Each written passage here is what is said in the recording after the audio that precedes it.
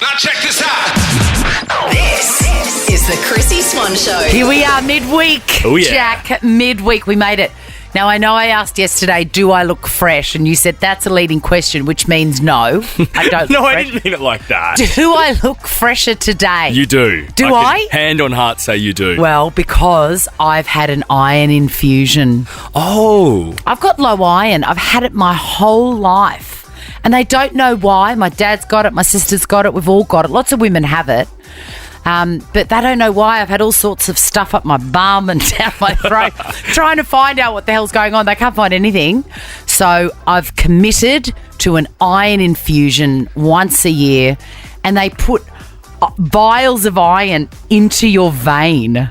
Does it wig you out watching them do it? No, I'm just so grateful. That you're getting some iron. Yes, I feel like Tony Stark. I feel like I could just tear this bench apart, you know? You look big. You look jacked. Yes, I feel jacked. I'm going to be really jacked because Toni Lodge is coming in. She has a phenomenally successful podcast with Ryan John. I'm sure you've heard it. And if you haven't heard it, you've probably seen snippets on Instagram. For sure. She's coming in. She's also got a gorgeous book. I just can't wait to see her. She's full of joy. The Chrissie Swan Show. Chrissie's clickbait. I think I'm not alone when I say I spend an inordinate amount of time clicking on stuff. Absolutely. And what's got my attention today is one, BBC tackling Steve Coogan's controversial Jimmy Savile drama with extra caution after backlash. Now, are you familiar with the name Jimmy Savile? I'm not. So he was an icon in the UK in the 70s and 80s. Okay. One of these people that raised millions of dollars for children's hospitals, ran marathons. He hosted like Top of the Pop sort of style shows. He was truly evil. Wow. And nobody knew when he was at the height of his fame for so long. I mean, he was an icon, like beloved. And then it turns out after he died, all of this stuff came out. There's a fantastic documentary called British Horror Story on Netflix. And did the bad stuff come out after he'd passed or before? Yes, after he passed. Most convenient, wouldn't you say? Anyway, you are going to love that documentary. On Netflix, yeah. Yes, on Netflix. And Steve Coogan, who played that fantastic Alan Partridge. Yes, he's just a really funny guy. I know Coogan. He will do great justice to this role. He's starring in a drama. I think it's a 4-part drama. I prefer a doco over a drama. Do you? Because you can just get it out in one sitting. Yeah, and it's real. Like, you know, I love true crime, and I'm fully across Jeffrey Dahmer, as you know. Even my daughter called her fish Jeffrey because it ate the other fish in the tank. She came out and she said very solemnly, Jeffrey has now passed. He was the last fish in the tank. Anyway, Jeffrey Dahmer, you know, much was made about that new the Netflix series, but I just couldn't get into it because I'd seen the actual apartment and the actual guy. You like the real and rawness of it. I do. You don't want to see a studio set up to look like his bedroom. Correct, Jack. That doesn't mean I'm not going to be inhaling every frame of this drama when it comes out. So that is one to look out for, and please watch Jimmy Savile, a British Horror Story on Netflix, and let me know how you go. I shall. People living near cheese factory complain the fumes cause sleepless nights. I bet they do. Do you remember there's that old wives' tale where you say, oh, don't eat cheese before bed, it'll give you nightmares? I thought that was true. I think it is true. Because every time I eat cheese, I feel like I do attribute weird dreams to the piece of brie I had. I've got a sweeping statement about cheese. What? I don't love it. Really? Yeah. That surprises me because you're such a foodie and cheese just enhances so many great dishes and food items. I like burger cheese slices from Coles. Yeah. Dairy Lee. Yeah, they're great. I like the Chia tasty cheese, just like tasty cheese from the supermarket. If you give me like a charcuterie board with lots of fancy cheeses. Fromage triple brie. All of that, no. Oh, I love it. It's just not my bag. I would rather eat like the fruit and the nuts and the crackers and the meat to a point. but a charcuterie board is not my bag. Cheese is the perfect snack. Having said that, I love pate. Oh, yum. Yeah, we had some in the studio last week. I also wonder, with these residents living near the world's largest cheddar factory, say the cheese really does give you nightmares, and its fumes and pollution make them depressed and sleepless, even suicidal. They've been picketing for it to close down.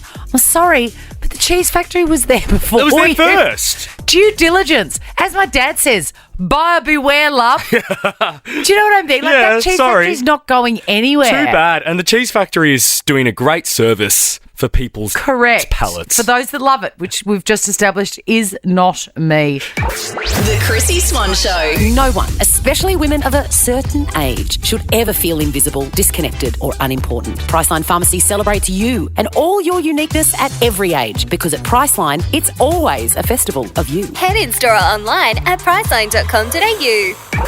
The Chrissie Swan Show. Toni Lodge. Hello, thank you for having me. Of, like, super popular podcast, Ryan and Toni. Oh, Toni and Ryan. Oh, babe. that's a faux pas, As it isn't came it? out, I went, that's not right. It's not. Your Should name's I leave? first. Goodbye, I understand.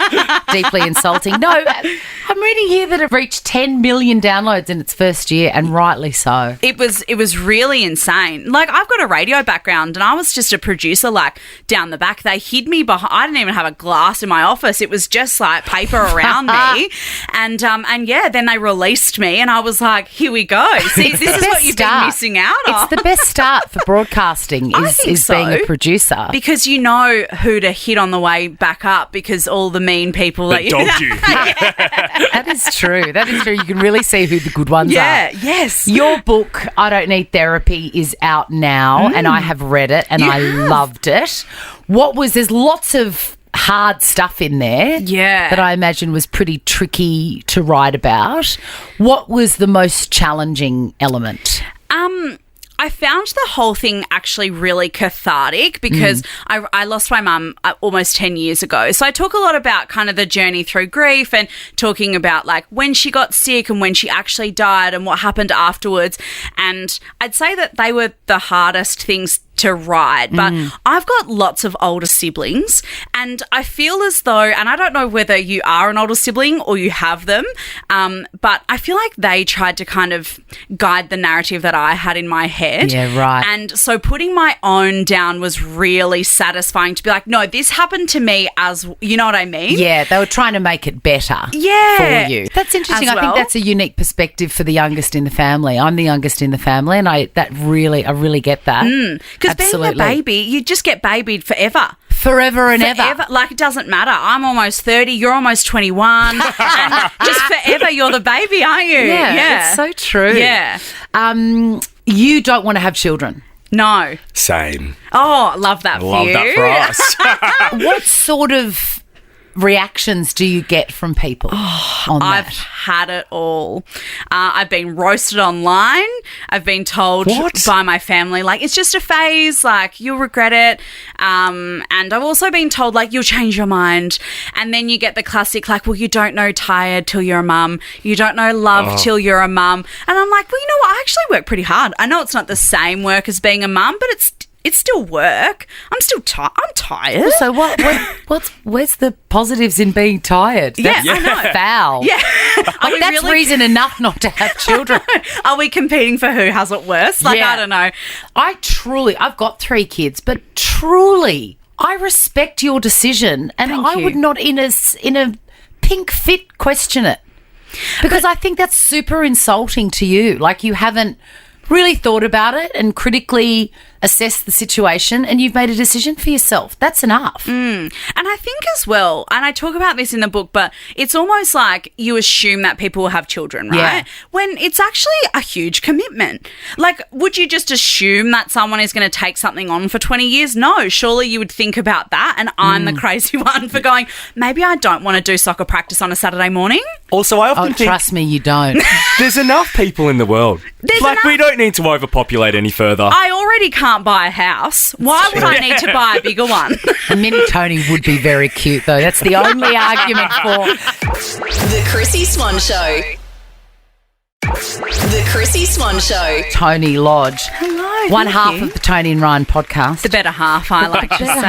I just love you guys. You're so full of joy. Aw, thank you. And it's just so lovely to see two people that really appreciate each other's sense of humour and company so much. And it's weird because, like, we are very different. Like, we're really different people, but we work together really well. You recently turned into a human sorting hat because you're a Harry Potter fan. I am a Harry Potter fan. I missed it. Our age difference is such that it just wasn't. You're a bit young when it came out. He's a bit young. Yeah. Yeah, it's a bit young. So it passed me by, Tony. I have gone to see the stage play with my kids. My Isn't middle it son's phenomenal? mad Harry Potter fan. It's I amazing. loved the stage show so good. Yeah. You've got an uncanny ability to put people into their Harry Potter houses, their Hogwarts houses. And I watched a little snippet on the gram On the gram, nice. where Ryan asked you what I would be and what Chrissie Swan would be. And I was Yeah. like, oh my God, they're talking about me. Of course. Who else would we talk And about? you put me in Hufflepuff. Mm-hmm. And I was thrilled with that, Tony. Yeah, because that's what quite kind, fun, a bit eccentric, I think, is part of the... Oh, yes. And the adjectives here are hardworking, patient, and loyal. That's me. It was That's as if you. I was trying to impress you to see you the following week, isn't it? It almost was. We're going to do a round of human sorting hats, Toni Lodge. Okay. Joel Chrissie. What would Oh, he be? my God. I think Joel would be the perfect mix between Hufflepuff and Gryffindor. Just happy to be there. Yeah, Don't you okay. think? You can only choose one. Oh, okay. No one's in both. No, you're right. No one's in both. Gryffindor then. I've circled Gryffindor. Did you? Yes, I did. Yeah. Karl Stefanovic. Oh, It's hard. that is hard. What's Ravenclaw? That's like... Yeah, Ravenclaw values intelligence, learning, wisdom, and wit. Yeah, the house I think- mascot is an eagle. I think that feels right. I think so too, because initially I was like Slytherin for sure, but then when you stop and think, no, Ravenclaw. I think so. Yeah. Slytherin seems like an insult. It does, but I actually said that I thought Steph Claire Smith would be a Slytherin because it's like really driven. Ambitious. Yeah, like business brain. I think that fits. I think that's fair. Sonia Kruger. Oh. Maybe Slytherin. For those reasons. Yeah, I think either Slytherin or same as you, Chrissy. Hufflepuff. Slytherin values ambition, leadership, and resourcefulness. Oh, yeah, 100%. That's Krug. That's Krug. Yeah.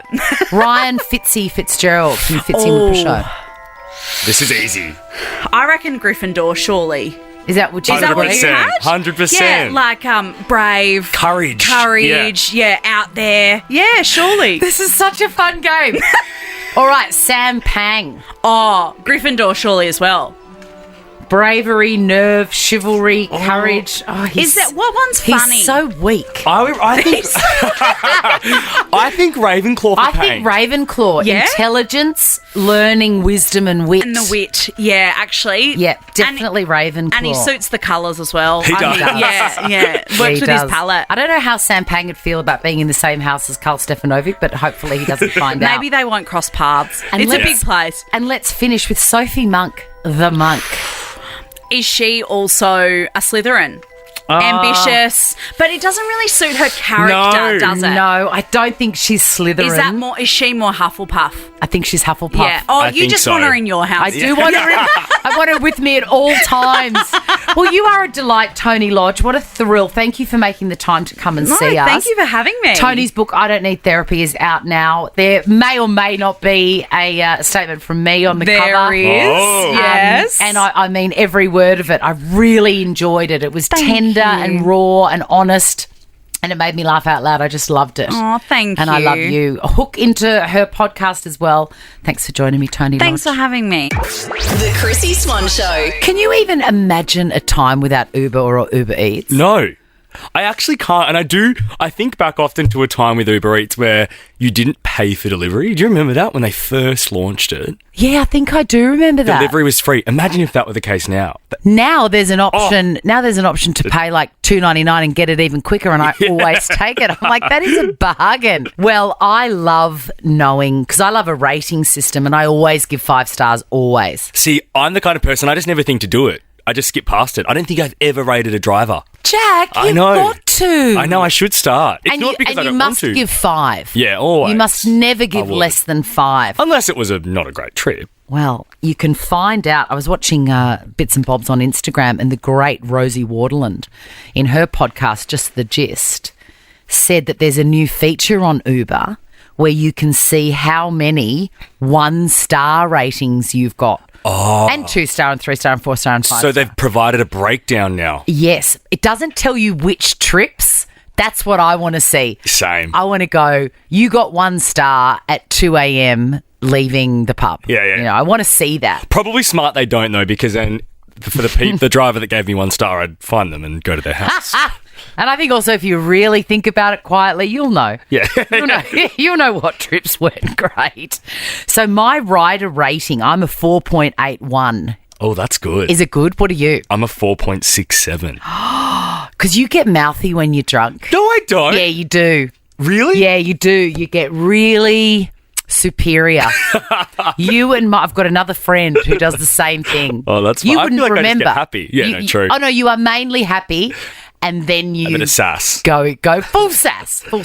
So that's where you've lost some Okay. points there for sure. So I've had 362 rides. How many have you had? I've had 1,344. Are you okay? And how many days have you been an Uber member? For 3,050. I've been an Uber member longer than you, and I've had a third of your trips. But like on the weekends, I would catch, I reckon, 4 to 6 Ubers a weekend. And I was going to say there is nothing more indicative of the differences in Yeah, our in our lives lives. than that statistic. All right, let's go. Let's do a breakdown. I'll tell you how to do it if you want to do it at home.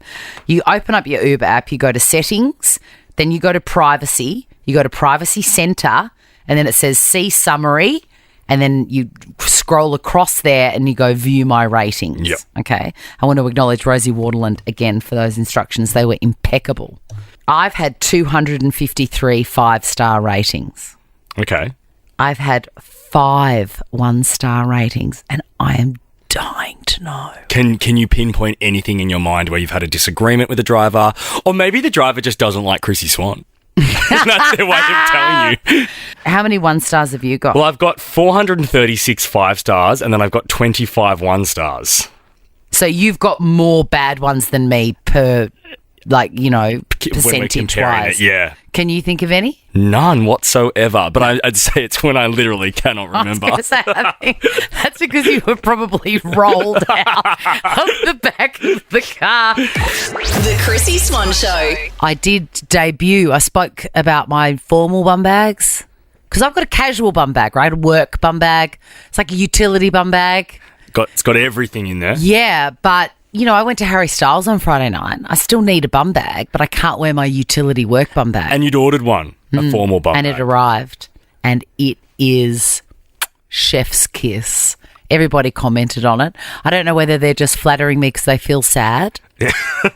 Most likely. I'm trying to get interested into the bum bag, but I just can't. All right, Jack, I know that you feel sad for me because I'm a silly old fool, but this is the outfit I wore on Friday night. Now, that bum bag looks good. That's my formal bum bag. But it looks good because your outfit's great. The actual outfit, that skirt's fantastic. But it goes with it. It goes good. with it. It's a black bum bag and it's formal. Look at that. I love that it's just a black bum bag, but you're calling that's the label it gets is formal. It's formal a black because bum it's bag, also like man. a faux leather. I'll have you know that fit 2 squashed up feather boas in there. Oh wow! Yes, I wonder that's if it'd right. Fit like 2 UDLs for me if I was going to a concert. The Chrissie Swan Show. Mystic Chrissie. I love that whispery word. I've shuffled the cards.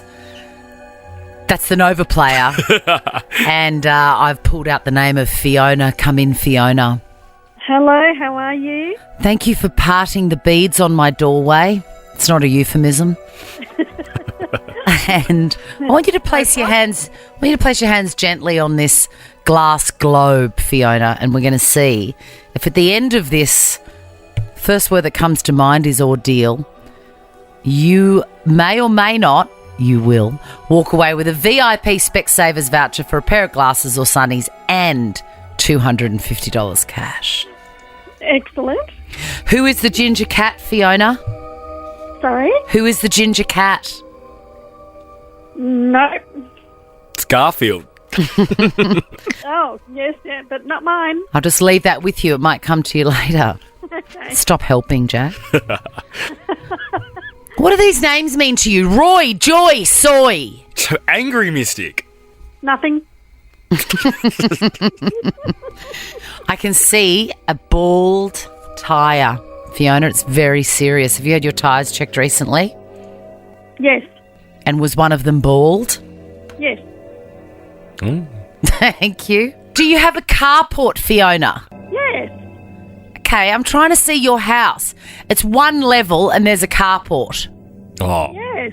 Yes. Okay. come on. And you drive into the carport and then the door is there under the carport too. What is this? No, but I have recently, in the last 6 months, had a carport put up. Yes, I can see that. Listen, just go and enjoy the rest of your life, Fiona, and there's $250 from Specsavers and a pair of glasses for you. But I love you, and the ginger cat really loves you, and her feelings are hurt that you can't even recognise him. Well, I'll have to give my 18-year-old cat a special cuddle. Yes, you will. Not that sort of special cuddle, but just a little roughing up of the head gently while he dribbles toothlessly onto your pillow. Hey, thanks, Fiona. You're most welcome. Have a good arvo. You too. Oh, dear. I really think Mystic's in trouble. The Chrissie Swan Show. I want to find stories about how very dare you. When has somebody offended you so deeply that you've just wanted to look at them and say, how very dare you? How very dare. Jack, you don't have kids, but kids are good at this. They are. And it's technically a how very dare you. But because my kids say it, I do find it quite funny. And also, we find most of them funny. Most of them are pretty funny. Neck, Neck. especially. We still enjoy that every day. Just a recap for you. I posted a photograph of myself on Instagram because I walk and stuff and post treasures for everyone to enjoy. And a woman just had one word comment on it, and it was, neck. How very How dare. very dare you. This one comes out of the mouths of babes. My daughter, Peg, was studying my face. Kids do that too, Jack. Did you ever study your parents' face? I think so. I don't recall it, but I'm sure I would. She likes to listen to my tummy rumble. She likes to wow. stare at. She just, kids get obsessed with their mothers a bit. Maybe Peg will grow up to be a doctor. Maybe. I would trust her with my life. Absolutely. Even now at 9. She's doing a better job of running hers than I am of mine. She was staring at my face and she goes, you don't really have that many wrinkles. Oh, that's nice. No, I said, oh, thanks. Wrinkles aren't the enemy, but thanks. And then she said, I'll just count them. 1, 2. And then she did that funny little breathing in that kids do like this. 1, 2, 12, 13, 14. She got up to 24.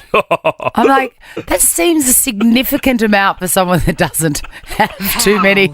Just a little intake of breath while she was counting. The Chrissie Swan Show. We're doing a round of how very dare you. How very dare. People mean well, sometimes they don't. And when they don't, they say things that really strip the oxygen out of your lungs. But at least you get to call up and tell us about it. That's right. We'll give you a prize. What prizes have we got lurking around? We've got Hollywood, movie Jack? vouchers. Movie vouchers, great. Please, not Magic Mike though. We've got Magic No, Mike vouchers. I'm not. I don't. Grace, do I love you enough to spare you, Magic Mike? Chrissie. Hi, Gorge. What happened to you? So this one was one at work. It was a couple of years ago. At my old job, we had a summer internship program, which over summer students at uni could come and work with us for a couple of weeks. So we get all these fresh young faces come in trying to impress for a grad job. So on this one day, I was at a client site with 2 of the interns, and we were sitting in a meeting room working away together. And out of nowhere, this intern goes to me, "Hey, Grace, you have a really big head. Is that a genetic thing or a weight thing?" What was that? Is it a genetic thing or a weight thing? Yes. Yes. How very dare you. What was he thinking? I wish I knew, and at the time I suppose I was just so shocked I didn't say anything, but to this day I think of all the fantastic comebacks I could have said. Yes, that's the worst part, is that forever you're plagued with the smart-ass comeback that you didn't say. Yes, yes. Say it now. Use one of them now, okay? I'm the intern, and I'm going to say to you, Grace, I've been meaning to ask you, is your head that huge because it's a genetic fault, or is it a weight thing? Oh, probably just fat. Yes! Stay Strong. down, intern. We're going to send you a double pass to Spoiler Alert, which is in cinemas now, Grace. Good on you, Gracie. Awesome, thank you. I wonder where that tactless intern ended up. Probably in the White House. Oh, the CEO. Yeah. Yeah, D from Springfield Lakes. That sounds like something from The Simpsons, D. Oh, if only. What, do you miss a toxic lake? I was actually having a conversation with someone like I barely know. Like I just met them at like a networking function. And we were talking about, family life and balancing work-life balance. And they're like, do you have a family? I was like, yeah, I've just got one daughter. And they're like, oh, so when are you going to have the next one? And I'm like, no, that wasn't part of the plan. We've just got one. And, joking around how you put 110% into this one because you don't have to, break it up amongst all the other children. And they were like, oh, that's really selfish of you. Like, you're not giving her any siblings. And I just because it was a work kind of networking function, I didn't say anything. But in my head, I'm literally livid going, how very dare you say that? How very dare you? And I can't believe people are still saying that stuff. Absolutely. It's ridiculous. Do you think, Dee, and this is just an idea I'm tossing around, I don't know for sure, I mean, I know very little for sure, but do you think that person feels bad about the decisions that they made to have multiple children and they want you to make jealous. those mistakes too? Oh, so they're like reflecting... because it's often just someone projecting. And I've often thought, I wonder if that's it, that you're deeply miserable with the amount of Fisher-Price and Lego that you step on bare feet, and you want everyone to have that same misery.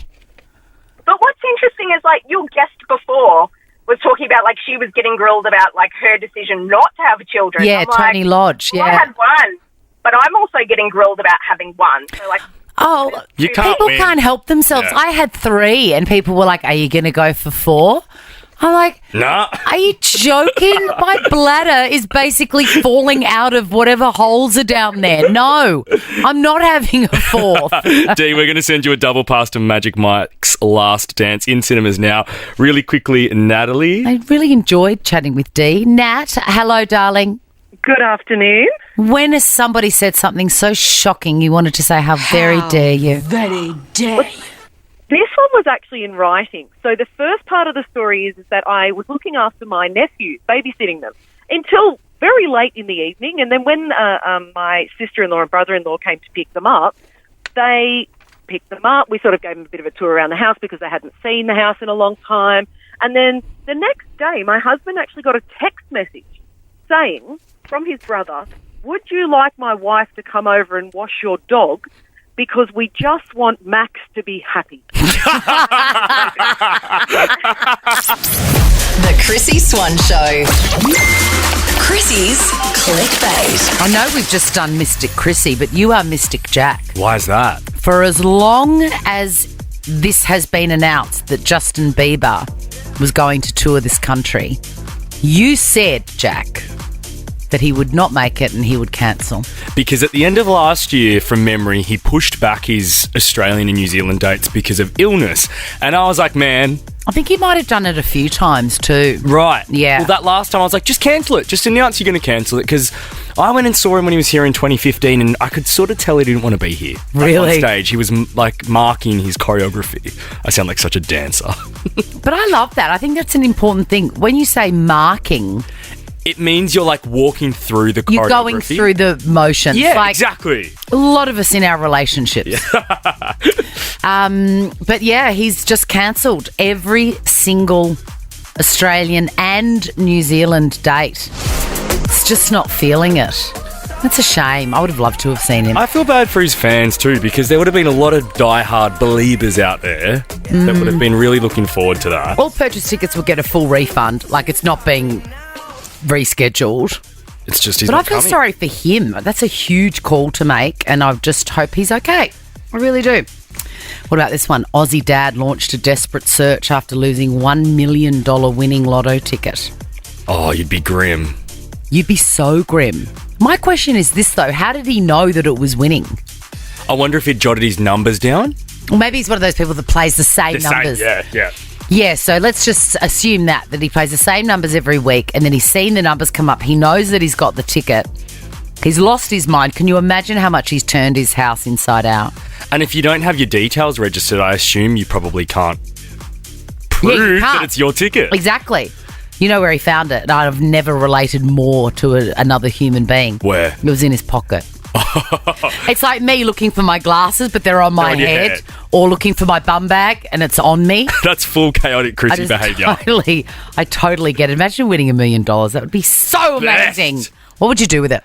This is so boring, but I think I'd buy my apartment so then I never would have to pay rent again. Yeah, that is a great and surprisingly for you sensible decision. I don't even know you anymore. Now check this out.